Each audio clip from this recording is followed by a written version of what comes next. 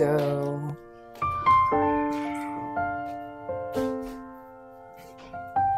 Hi there mga kabibang. Tayo na munang mag-vlog sa taas.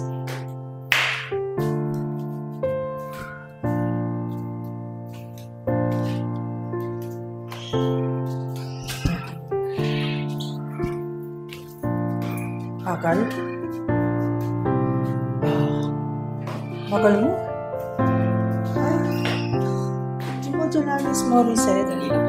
Akala ko di mo Jalanis Morissette. Ayan. Mga kabibang, kamusta kayo? Ayan, dito muna tayo. Tayo ay, okay, nagulat ako dun. Hinihingal ako. May bumababa pala. Ay, ang ingay mo, huwag kang magmura. Hello ko hinihingal. Live ka, no? Naka-record ka ngayon. Ay, mga kabibang, kamusta? Magandang gabi sa inyo lahat. Dito na kami ni Rob sa Makati City. Ay, Makati ba? Hindi, Taguig. Ayun. Let me rephrase that. It's Taguig City kasi. Ayan. Hindi naman tayo na taga Makati. We are from Taguig right now. So, yun. Kamusta ba ang aking mga minamahal na subscribers? Kamusta kayong lahat, mga kabibang? Ayun. Ito, si Kuya Rob. Kuya Rob, hello. Kamusta? Ang taas pala. Wala, tingnan mo dun halo. Ano? Parang may iskinita.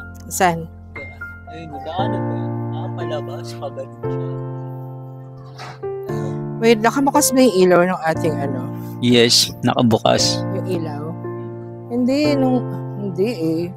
Wait lang. Try i-on natin.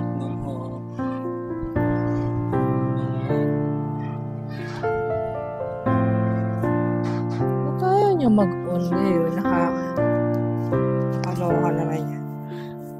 Ayaw mag-on.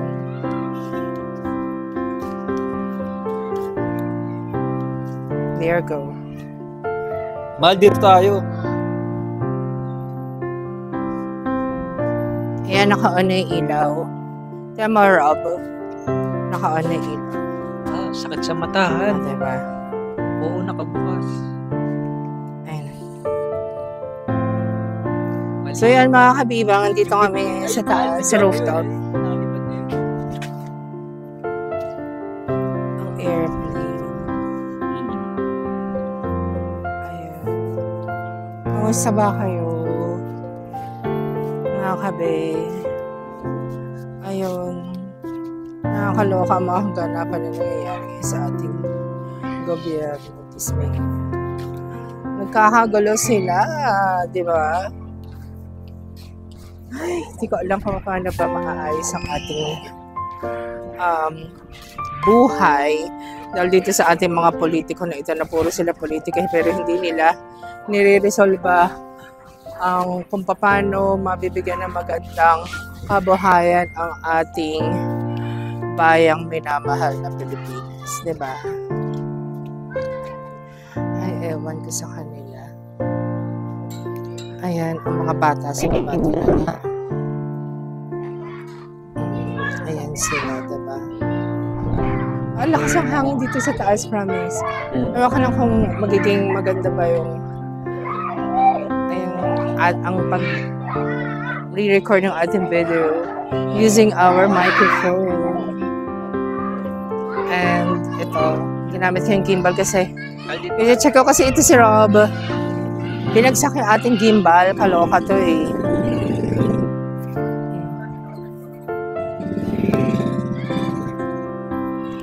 So yun. Ang view dito sa taas. Ayun siya mga kabibang.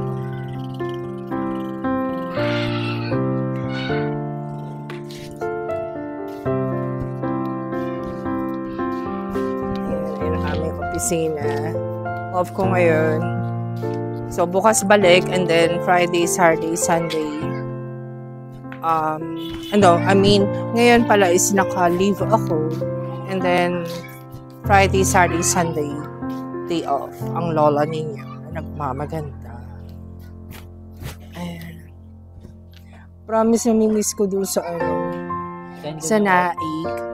Ay, man, may pa.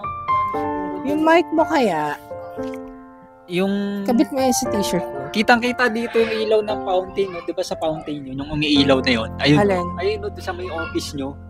Ayun. Wala dyang nag- fountain, babe. Meron yung ilaw yan doon sa may fountain, nag-iiba-iba ng kulay, tignan mo. Yung sa Uptown ba yung sinasabi mo? Hindi na Uptown sa ba yan? Dyan, sa taas? Hindi yan Uptown, SM ano yan. Doon yan sa may opisina nyo, sa may ABJC. Doon yan Parang malapit. doon yata yun. Ayun no, tignan mo kasi. Ay, Nag-iiba-iba ng sorry, kulay. baby. Ayun no, tignan mo kasi nag-iba-iba ng kulay. Di ba doon yan sa may fountain, sa may pinuntahan natin? Ayun no, di ba? Nag-iba-iba siya ng kulay. Ay, yun din sa may SM Aura? Aura. Oo. Hindi Aura, Aura. Oo, sa SM. Ang lapit mo masyado sa yung bibig doon sa may lakas. Malakas? Oo. Ayan. Mga kabiba, ito si Kuya Robert. No, magandang gabi. Magandang gabi. Diba, mas malinaw siya kapag ka merong ilaw. Sakit sa mata, mahal. Ayan, kamusta ba kayo mga kabir? Ayan lang ang mga kaganapan dito sa Makati. Pero promise, sa totoo lang, mas gusto ko doon. Ito na naman tayo sa Makati, Taguig. Okay, kasi baka magtampo ang ating mga Taguigeños. Okay. Ayun nga. Ang, promise, building. ang sarap sa, nung umuwi ako sa kay Lara Robert. Mal, Ang itong sarap area din. lang na to yung maraming building na nakikita ko. Itong side na to. Kaysa di. Ito yung side. Ito. Yung Ayun nga, dun Tish. sa mga building na yan, mahal, Taguig na ba yan? Makati na yan. Ayan, yung mga building na yan. Doon yan sa may SM Aura. Hindi, anong yan? Taguig na o Makati na? Taguig. Taguig? Ang Makati dito. Yes. Taguig yan. Ayoko kasi baka malaglag dito. Diyos ko. Ito, yung area na to dito, mahal. Nalaglag Ayun, na oh. yung cellphone. Nalaglag pa yung Videohan mo to, hello. Yung area dun, oh. Kung mainapit sa bibig mo yung sobra. Lagay mo kasi sa t-shirt mo kaya. Baka mahulog. Baka mga to. Ako na maglalagay. In-off mo yung Huwag ka na nga mag-mic. Okay nga yan, mahal. Ayan, nakakaloka to si Kuya Ruben yung pasaway. Ayan, wait lang. Ba't?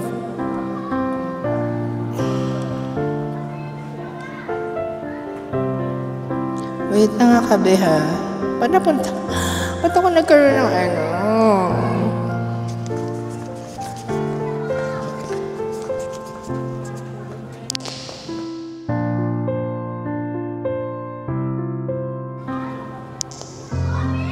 Ayan. So, nabalik na ulit. Ilagay mo nga sa bulsa mo to, baka mawala tong mic. In-off ko na yan.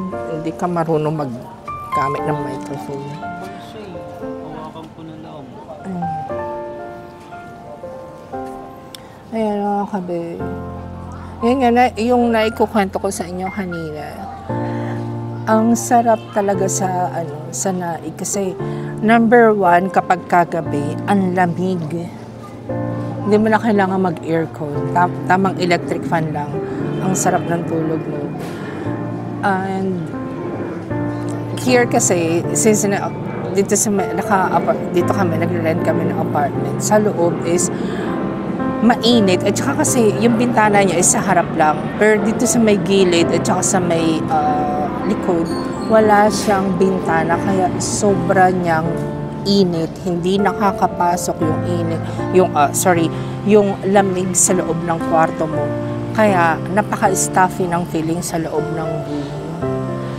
Kaya yun, ang sarap sa kanila. Hindi ganun guys yung bahay, pero masarap dun tumira, promise. Kung papipiliin mo ako doon at saka dito, doon. Kaya nga, ang sabi ko kay Robert is, doon na lang kami magstay. Kasi number one is, doon medyo malayo, pero mas gugustuhin ko doon tumira kaysa dito. So, syempre, dito nga naman, magkano ang rent? 6,500 pesos. And then, naghuhulog ako ng naghuhulog. Hindi naman siya rent-to-own apartment. So, 8 years na ako nangungupahan. And then, i-compute mo yung 8 years, multiply mo sa 6,500. When na-compute ko siya, my God, ang laki na pala ng pera na nagagastos ko sa isang bagay na hindi naman magiging akin. So, napag-desisyon na namin ni Robert na by next year, 2025, doon na lang kami mag-stay kila mama. And then si mama naman is wala namang sang-ayon naman doon sa plano namin na doon na lang kami tumira. Total siya lang naman din na doon. And then nakausap naman namin si Jan, yung brother ni Rob. And sabi niya is, since malayo siya sa work, hindi siya doon mag-stay. So, yun, napagplano namin ni Kuya Rob na doon na lang kami mag-stay sa kanila. And then, instead na ibabayad namin sa renta ng bahay, kukuha na lang kami ng motor para at least madali sa akin magbiyahe. Kahit mag-uwian ako, hindi ako mahuhuli. Pero ang plano ko is kapag masama yung panahon, mag-stay na lang ako doon sa may office kasi meron naman kami quarters. Ayun. So, gano'n na mangyayari. So, by next year, 2025, is doon na kami mag-stay sa kanila, sa Naik, Cavite. So, yun. Diba? I'm really looking forward to that. At saka, kasi namimiss ko yung si mama, at saka yung mga aso. Promise.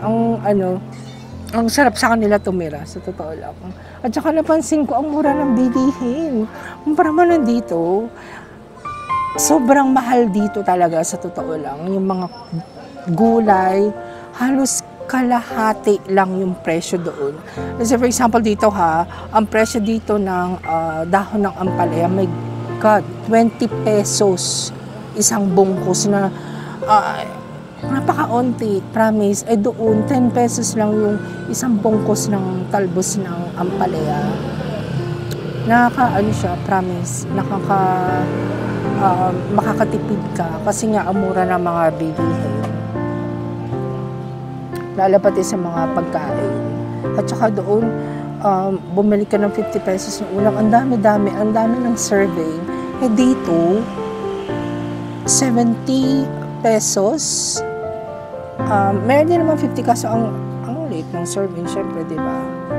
Kaya yun. So, I'm really looking forward for year 2025 na doon na kami mag-stay. And then, papatayo na lang kami ng maliit na room. So, magpapa-extend kami doon sa may harap. So, ewan ko kung pwede ba siya i-loan sa Pag-ibig, yung housing loan, na parang reconstruction, para mapaayos namin yun doon sa may harap. Sana merong ganun na programa sa Pag-ibig. Para, yun nga, pa-extend namin sa harap and then doon kami sa harap titira. Payag naman si mama doon sa mga plano namin . Promise, ang bait-bait kaya ni mama sa akin. Sa totoo lang. Ayun. So again mga kabe, yan yung view dito sa taas. Ang ganda ng star na yun . Ang dami mga stars. Ayun, at saka napansin ko nandun kapag kagabi. Promise, ang dami yung stars. Kitang-kita may mga stars. Kasi madilim siya. Unlike here na maliwanag. So, konti lang yung mga stars na makikita mo yung mga malalaking stars lang gaya nun. Ayun. Yun. Ayun. Wait, i-off nga lang natin yung ilaw. Ayan, i-off na natin. Ayun, siya. Malakas kasi siya makakonsuma ng recharge ng battery. So, yun. Namimiss ko talaga yung mga aso nila, si Pokhang, si Panda, at saka si Kali. Nag-enjoy ako sa kanila, promise. Binila ko nga sila ng dog food. Grabe, ang dog food pala sobrang mahal, no? Pero may isang kilo ng dog food is 160 pesos. So, mahal pa siya sa bigas. Sa totoo lang. Grabe. So, yun. Ito ang mga dito sa likod.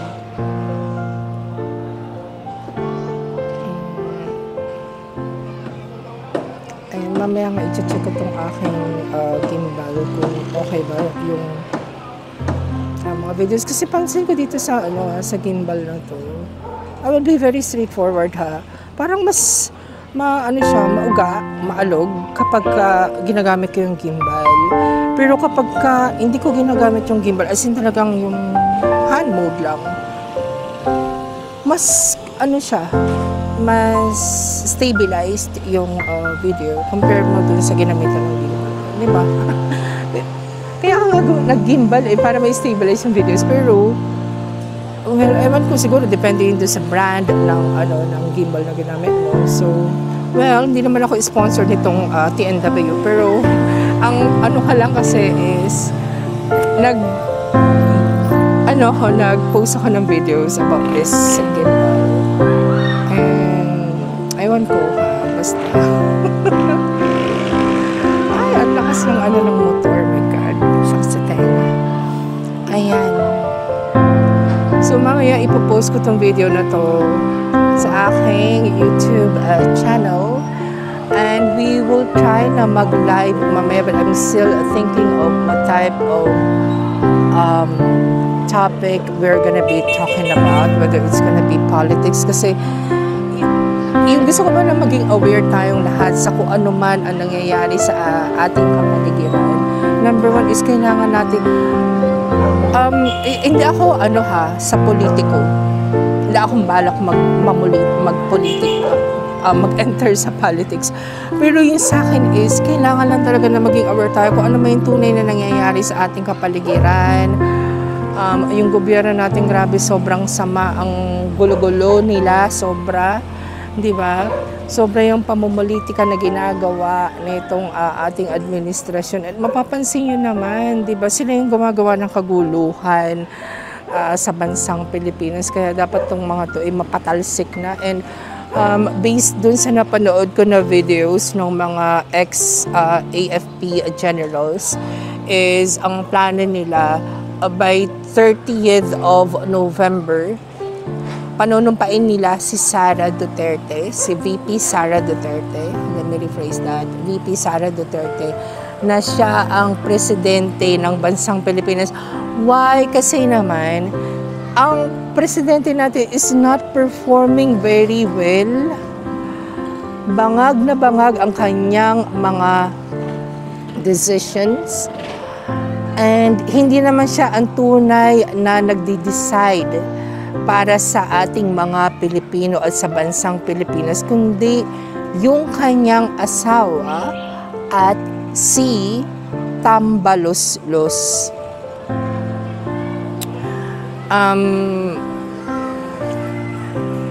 Sa totoo, ayoko talaga mapunta doon. Yun nga lang, ito kasi yun nangyayari sa atin ngayon na kailangan talaga alam mo kung ano ang nangyayari sa Pilipinas. Huwag tayong maging mangmang. Gawin natin ang ating mga sarili bilang isang Pilipino na maging aware kung ano man ang nangyayari sa gobyerno natin. Kasi in the end, tayo yung talo dito sa paglalaban nitong dalawang pamilyang to, ng Duterte at ng mga Marcoses. So, diba, ako sa totoo lang, wala akong pakialam kung sino man yun nandyan Basta gawin mo, hindi ako dun sa apelido ng politiko. Dun ako sa politiko na nagmamahal ng tunay sa mga Pilipino at sa bansang Pilipinas. Kasi isa lang ang bansa natin bansang Pilipinas. So, di ba, mahalin natin yung bansa natin kasi wala naman tayo ibang pupuntahan, unlike nila na pwede sila magpunta saang mang dako ng mundo dahil nasa kanila lahat ng pera ng mga taxpayers. Ang pondo ng ang pondo ng bayan or pondo ng bansa, sila ang may hawak, 'di ba? So kung gugustuhin man nila, halimbawa let's say for example magkaroon ng kaguluhan dito sa Pilipinas, kung gustuhin man nila na magpunta kung saang mundo nila o kung saang planeta nila gustong magpunta, kayang-kaya nila dahil hawak nila ang pondo ng bayang Pilipinas. Diba? Kaya hindi tayo papayag na itong mga bugok na to is gamitin ang kaban ng bayan sa kung saan-saan lang. Diba? Kasi bandang huli, tayo maghihirap dahil walang matitira sa ating lahat. Lahat tayo ay pupulutin sa kangkungan. Alam niyo yun. Kaya sana, sa mga nakikinig sa akin, maging mulat ang inyong kaisipan kung ano yung tunay na nangyayari sa inyong kapaligiran. Kung meron kayong social media, manood kayo sa either sa kung saan mang platform ninyo gusto. Pero for me, sa YouTube ako kasi dito ko nakikita lahat yung mga videos ng mga political bloggers. And this is making me aware of what is really happening here in the Philippines. And also in some parts of the world. But of course, I will be focusing with my own country kasi dito ako nakatira sa Pilipinas di ba? So, gusto ko na aware ako so kung ano man ang nangyayari sa bansa kong minamahal na Pilipinas. Ayun. So, magkita-kita po tayo sa susunod kong pagbablog mga kabi. At sana po ay patuloy po niyong tangkilikin ang aking YouTube channel. Again, ang Lola Nyo Vlogs. Sana po ay huwag kayong magsawa sa panonood ng aking mga videos na may katuturan naman kahit pa paano yung mga videos na pinopost ko. Hindi naman siya kagaya ng ibang mga nagbablog na wala lang. Ganun. Yung mema lang ba, yung may maipost, ganun. So, just give me a chance na i-prove ko sa inyo na kahit pa paano naman is meron kayong mapupulot na aral dito sa ating pinopost na mga videos. Okay. So again, maraming pong salamat sa inyong lahat, aking mga kabe, sa aking mga subscribers. And please, don't forget to subscribe, click the notification bell, and click like, and yun po. Click the notification bell for you to get updated with all the videos that we're going to be posting in the future. So again, maraming pong salamat sa inyong lahat. And see you on my next video. Cheers! Bye!